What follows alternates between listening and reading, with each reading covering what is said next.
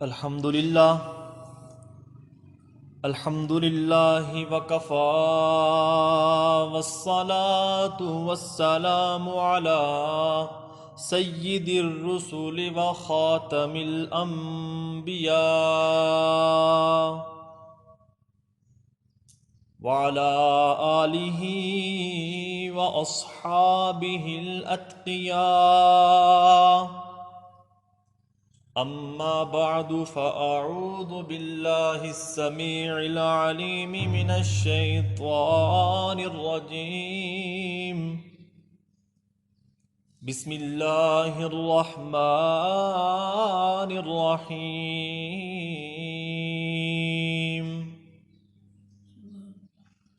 يا أيها الإنسان ما غرك بربك الكريم الذي خلقك فسواك فعدلك في أي صورة ما شاء ركبك. وقال النبي صلى الله عليه وسلم: بعثت لأتمم مكارم الأخلاق. صدق الله مولانا العظيم.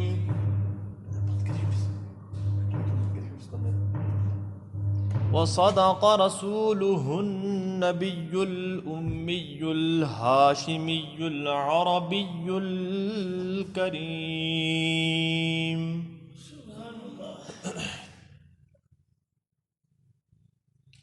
سلام ہو پتا پتا اے خدایا دم بدم تیرا،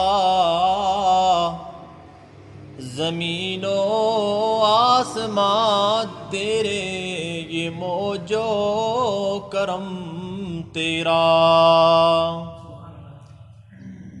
جو دنیا میں تیرا کھا کر شکوے کرے یا رب، تعجب ہے کہ اس پر بھی ہو لطف و کرم تیرا.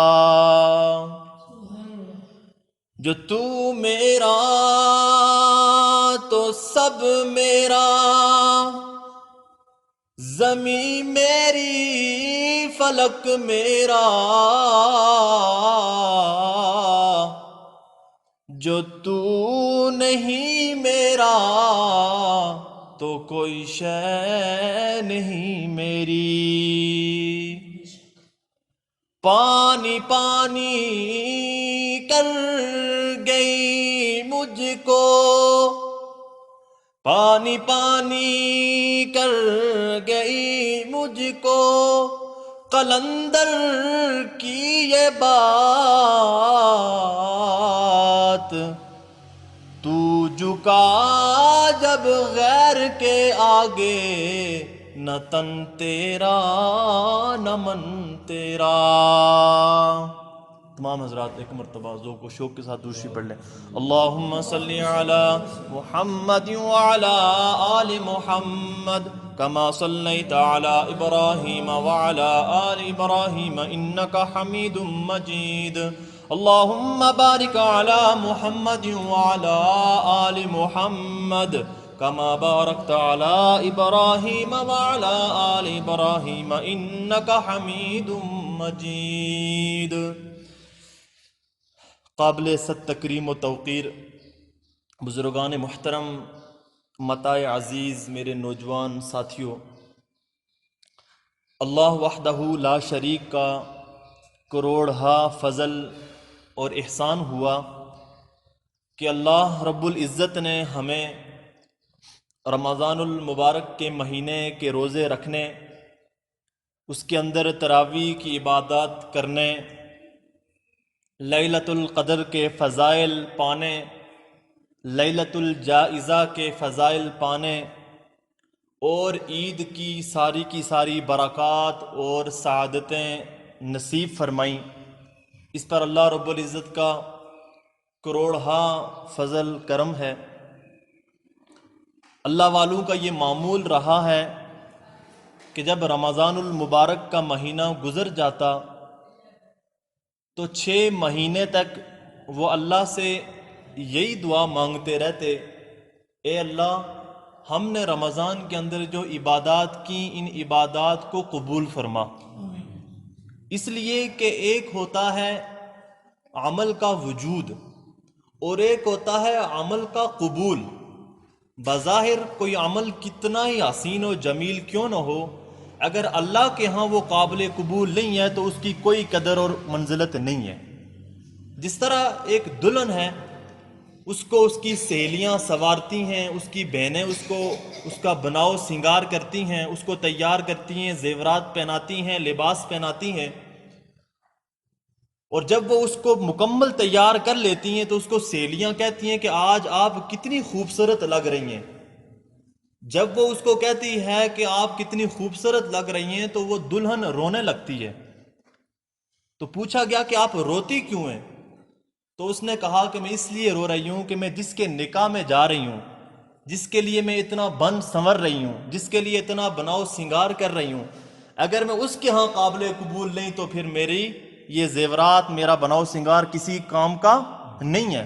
ایک عورت، ایک دلہن جس کے لیے شوہر کا راضی ہونا اس کے لیے کامیابی کا معیار ہے، تو اسی طرح ایک اللہ کے بندے کے لیے اس حیثیت سے کہ کوئی عمل اللہ کے ہاں قابل قبول ہے یا نہیں ہے، اگر وہ اللہ کے ہاں عمل قابل قبول ہے تو وہ کامیاب اور کامران ہے، اور اگر وہ اللہ کے ہاں اس کا عمل قابل قبول نہیں ہے تو اس کو کوئی ولی کہتا رہے، اس کو کوئی کتب کہتا رہے، اس کو کوئی ابدال کہتا رہے، اس کے ہاں اللہ کی کوئی قدر و قیمت نہیں ہے، اس لیے کہ اللہ کے ہاں وہ عمل مقبول نہیں ہے۔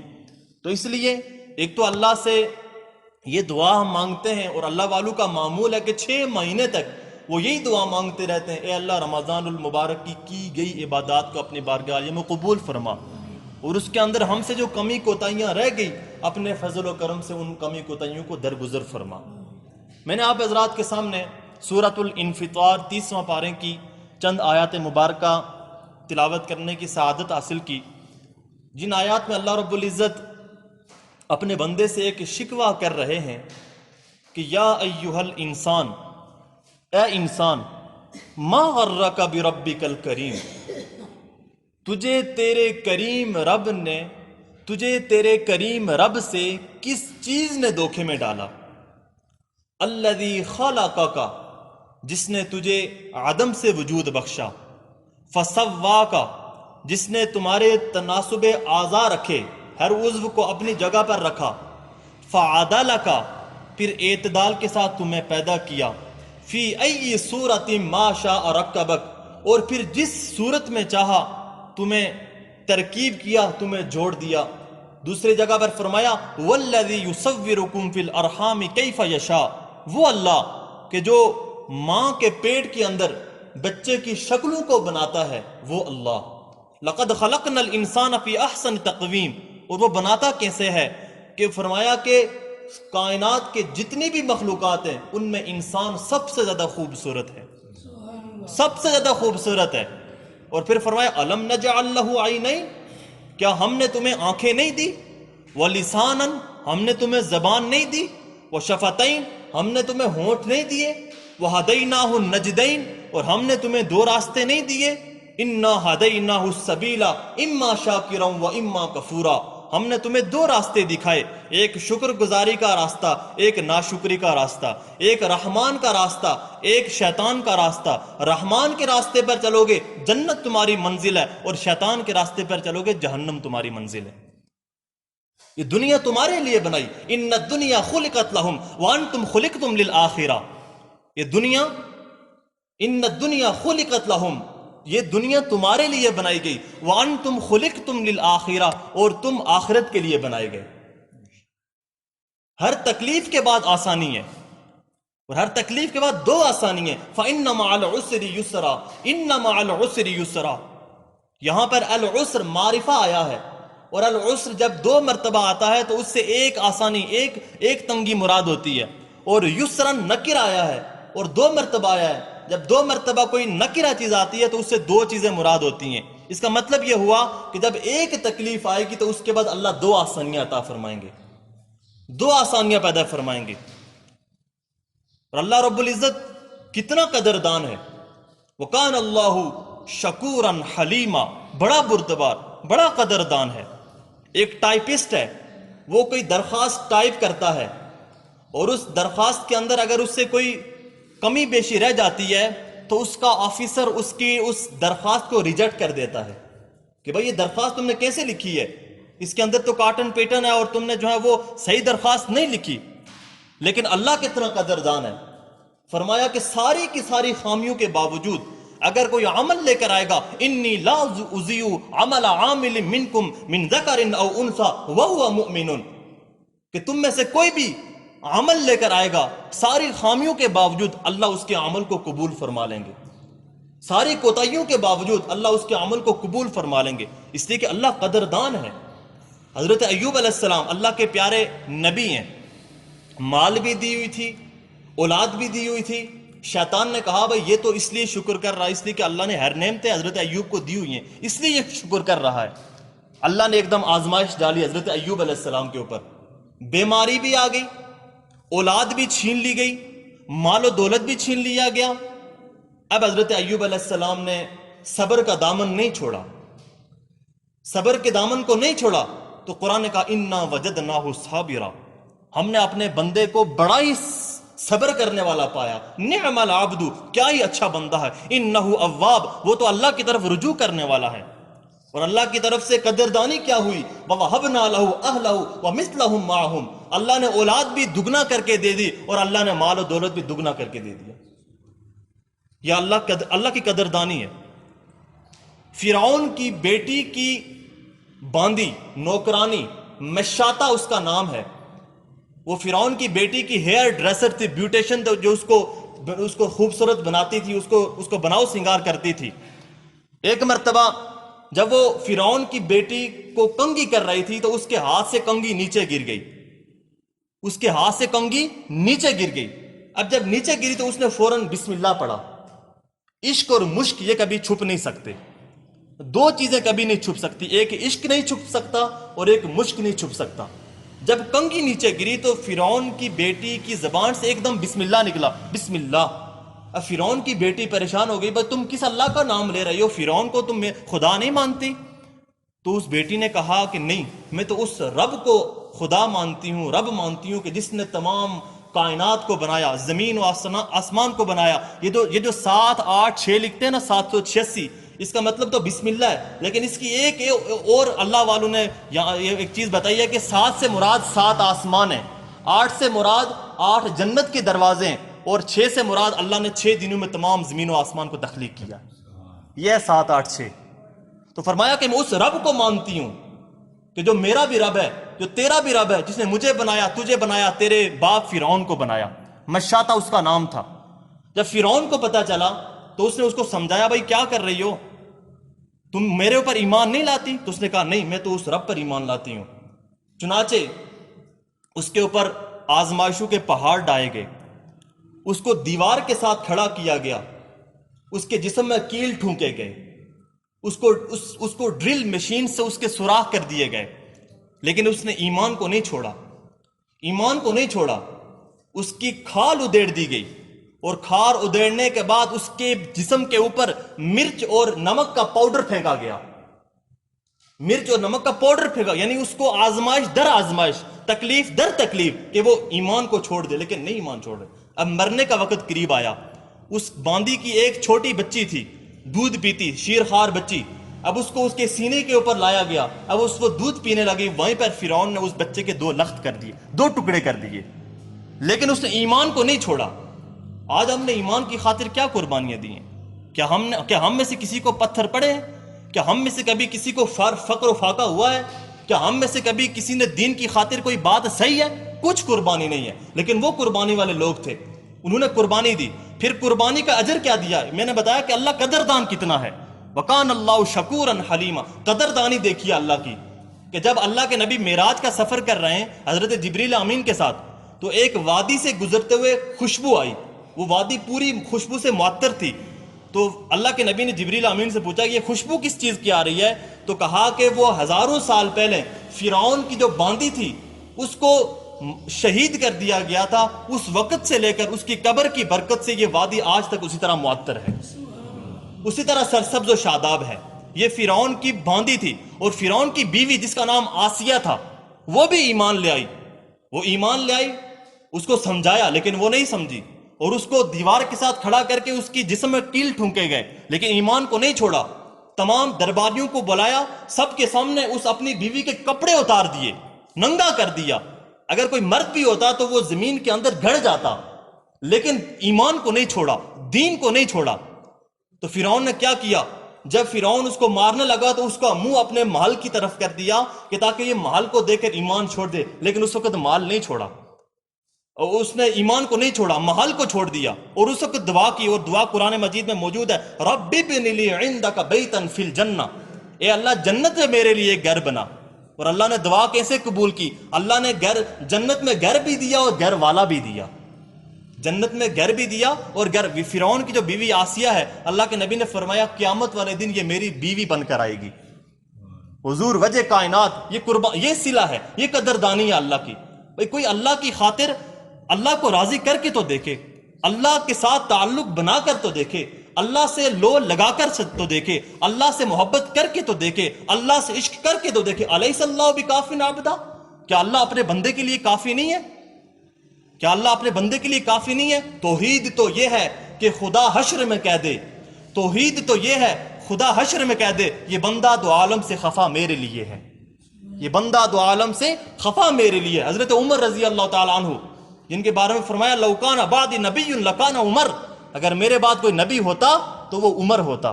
جب اسلام قبول کیا مشکلات آئیں، جبل استقامت بنے رہے، پہاڑ استقامت کا پہاڑ بنے رہے، اور اللہ سے دعا مانگتے ہیں اللہم ارزقنی شہادتا فی سبیلک، اے اللہ مجھے اپنے راستے میں شہادت کی موت نصیب فرما، شہادت کی موت نصیب فرما.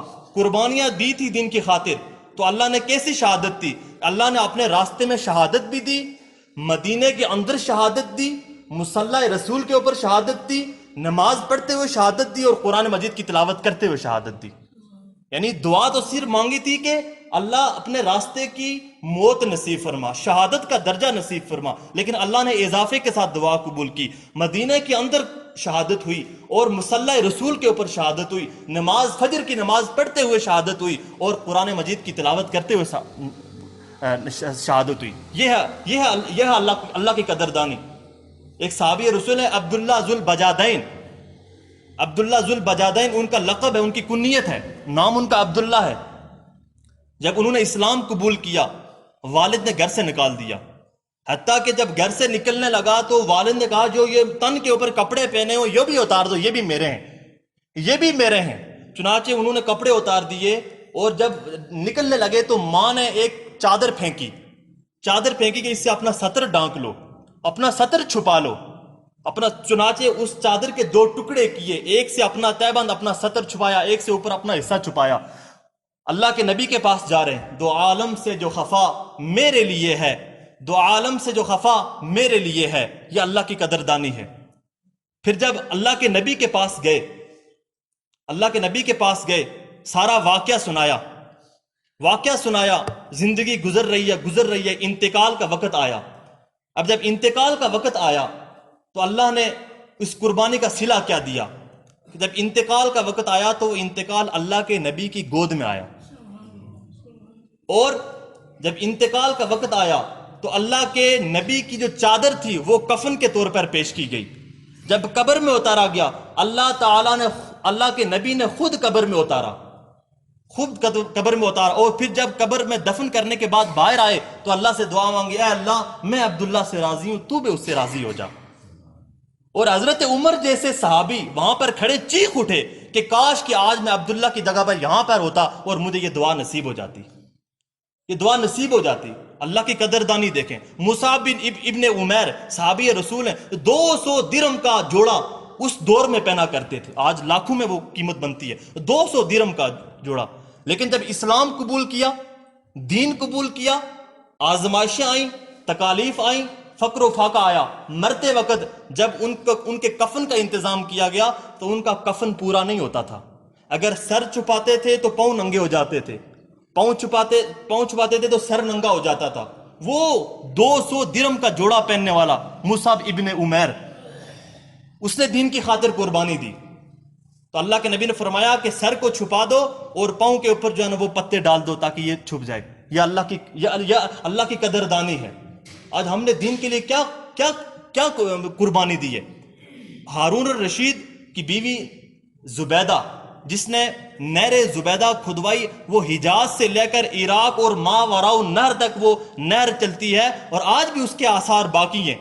آج بھی اس کے آثار باقی ہیں. تو ان کا جب انتقال ہوا تو کسی نے پوچھا اس زبیدہ سے کہ اللہ نے تو آپ کی بخشش وہ نہر کی وجہ سے کی ہوگی. تو زبیدہ نے کہا نہیں، میری بخشش اس نہر کی وجہ سے نہیں ہوئی. تو پوچھا خواب میں کہ وہ کیسے بخشش ہوئی؟ تو کہا ایک مرتبہ جب آذان ہونے لگی تو میں گھر میں تھی، تو آذان کی میں نے آواز سنی تو میرے سر کے اوپر دوپٹہ نہیں تھا، تو میں نے آذان کے ادب کی وجہ سے اپنے سر کے اوپر دوپٹہ رکھا. اللہ نے فرمایا کہ تم نے دنیا میں میرے نام کی لاج رکھی، آج قیامت والے دن میں تمہارے نام کی لاج رکھنے کی وجہ سے تمہاری بخشش کر دیتا ہوں.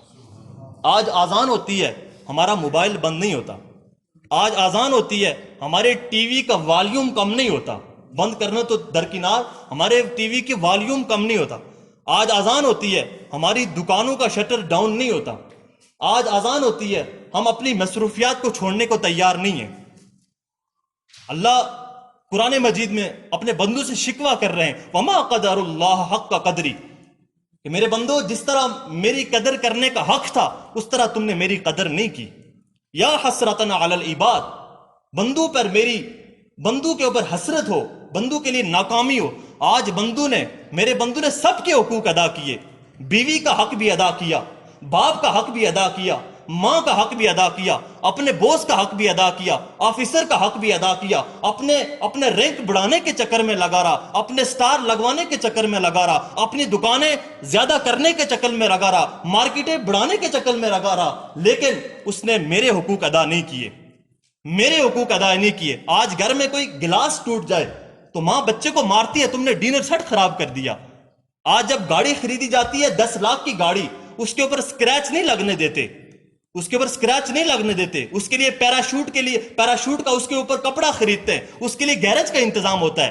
سب چیزوں کا حق ادا کیا، سب چیزوں کا خیال کیا. اگر خیال نہیں کیا تو اللہ کا خیال نہیں کیا، اگر خیال نہیں کیا تو اپنے کردار کا خیال نہیں کیا، اگر خیال نہیں کیا تو اپنے اخلاق کا خیال نہیں کیا، اگر خیال نہیں کیا تو اپنی دینداری کا خیال نہیں کیا. آنکھ بھی زنا کرتی ہے، کان بھی گناہ کرتا ہے، ہمارا رشوت لی جاتی ہے، زنا ہوتا ہے، قتل و غارت ہوتی ہے، انسانیت کے ساتھ ظلم ہوتا ہے، ساری کام ہوتے ہیں، لیکن کردار کی فکر نہیں کی. وہ پیغمبر جس نے 63 سال اپنے کردار کی فکر کی، 63 سال اپنے کردار کی فکر کی. طائف کے اندر پتھر کھائے گئے، لہو لہان ہو گئے. طائف کا ایک باغ ہے، عتبہ ابن ربیعہ دشمن تھا، جنگ بدر میں کفار کا جھنڈا اس کے ہاتھ میں ہے. اس نے بھی جب نبی کو دیکھا تو اس کو ترس آ گیا. لیکن آج ہمیں اپنے نبی کے ساتھ محبت نہیں ہے. اگر ہمیں اپنے نبی کے ساتھ محبت ہوتی تو ہمیں نبی کی صورت سے بھی محبت ہوتی. اگر ہمیں اپنے نبی سے محبت ہوتی تو نبی کے امامے سے بھی محبت ہوتی. اگر ہمیں اپنے نبی سے عشق ہوتا تو ٹخنے ننگے کرنے میں کیا ہوتا ہے کہ محمد سے وفا تو نے تو ہم تیرے ہیں، یہ جہاں چیز ہے کیا لوح و قلم تیرے ہیں. تیرے محبوب کی یا رب صورت لے کے آیا ہوں، حقیقت اس کو تو کر دے، میں صورت لے کر آیا ہوں. بیٹا باپ سے کہہ رہا ہے ابا جان آپ روزانہ آفس نہ جایا کریں. باپ نے کہا کہ اگر میں روزانہ آفس نہیں جاؤں گا تو ہم کھانا پینا کہاں سے کریں گے. اس نے کہا کہ ابو آپ صرف جمعے کو آفس جایا کریں. تو بیٹے نے کہا جمعے کو کیوں؟ تو بیٹے نے کہا آپ مسجد میں بھی تو صرف جمعے کو جاتے ہیں. باپ نے کہا کہ اگر جمعے کو کہوں گا تو آفیسر مجھے دفتر سے نکال دے گا. تو بیٹے نے کہا کہ آپ تو جمعے کو بھی مسجد جاتے ہیں، اللہ آپ کو اپنے گھر سے نہیں نکالتا؟ اللہ قدردان کتنا ہے کہ ساری خامیوں کے باوجود کوئی بھی انسان عمل کرتا ہے تو اللہ اس کے عمل کو ضائع نہیں کرتے. جب 100 سال کا گناہگار بندہ، ایک حدیث قدسی ہے قرآن مجید میں، اس کی تشریح حدیث میں اس کی صراحت آئی ہے. فرمایا حدیث قدسی میں رحمت دو عالم صلی اللہ علیہ وسلم نے فرمایا، میرا رب فرماتا ہے جب کوئی بوڑھا گناہگار شرمندہ ہو کر اللہ کے در پر آتا ہے، اللہ کے گھر پر آتا ہے، وہ بوڑھا گناہگار جس نے اپنی جوانی چونچوں میں گزاری، جس نے اپنا شباب علل تللو میں گزارا، جوانی کا نشہ تھا، دولت کی فراوانی تھی، پارٹی اور برادری کا غرور تھا، رگوں میں گرم گرم خون تھا، اس کے نامہ اعمال میں ایک بھی سجدہ ایسا نہیں تھا جو اس نے اللہ کے سامنے کیا ہو۔ لیکن جب بوڑھا گناہگار تمام دنیا سے مایوس ہو کر میرے در پر آتا ہے، اس کی زندگی کی شام ہو جاتی ہے، اس کی آنکھوں کی بینائی ختم ہو جاتی ہے، اس کے کانوں کی سنوائی ختم ہو جاتی ہے، اس کے ہاتھ لرزنے لگتے ہیں، اس کے پاؤں کانپنے لگتے ہیں، اس کا دماغ شل ہو جاتا ہے، سب کچھ ختم ہو جاتا ہے، اور سب سے بڑا حادثہ یہ ہوتا ہے کہ اس کی جیب خالی ہو جاتی ہے، جب سب کچھ ختم کر یہ بوڑھا گناہگار اللہ کے دربار میں حاضر ہوتا ہے، سب سے چھپ کر اندھیرے میں اللہ کے سامنے گڑ گڑاتا ہے اور کیا کہتا ہے؟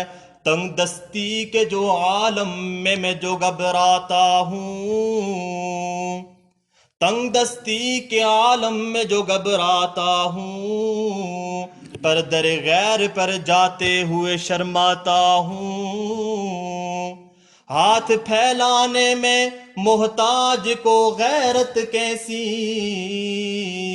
شرم اتنی ہے کہ بندہ تیرا کہلاتا ہوں۔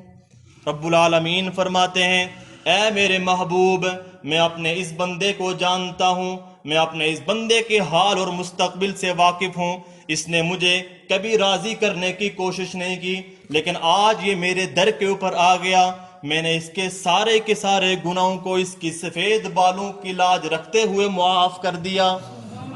جب ایک بیٹا اپنے گھر چھوڑ کر کسی دوسرے کے گھر جاتا ہے مانگنے کے لیے تو ماں اسے مارتی نہیں ہے، بلکہ ماں اسے جا کر واپس لے آتی ہے، اس کو چومتی ہے، اس کو پیار کرتی ہے اور کہتی ہے کہ بیٹا تجھے جو ملے گا اسی در سے ملے گا۔ ارے وہ رب تو والدین سے 70 گنا پیار کرنے والا ہے، وہ اپنے بندے کے گناہوں کو معاف کر دیتا ہے۔ وہ بندے اس کے در پر آ کر تو دیکھیں۔ قرآن مجید کی میں نے آیت مبارکہ آپ حضرات کے سامنے تلاوت کی کہ یا ایھا الانسان ما غرک بربک الکریم، اے انسان تجھے تیرے کریم رب سے کس چیز نے دھوکے میں ڈالا؟